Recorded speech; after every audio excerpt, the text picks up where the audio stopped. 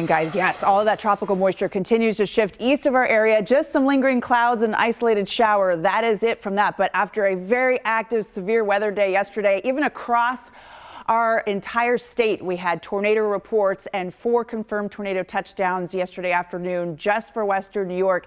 1 in Chautauqua County, 2 in Erie County, and a 4th in Genesee County. So zooming in, we had that first touchdown with that severe storm that moved through northern Chautauqua County. EF1 tornado confirmed there yesterday afternoon in the town of Arkwright that moved into the town of Hanover with 110-mile-per-hour winds with that, and the length of the path 3 miles. And then the town of Eden, an EF0 tornado there with 85-mile-per-hour winds.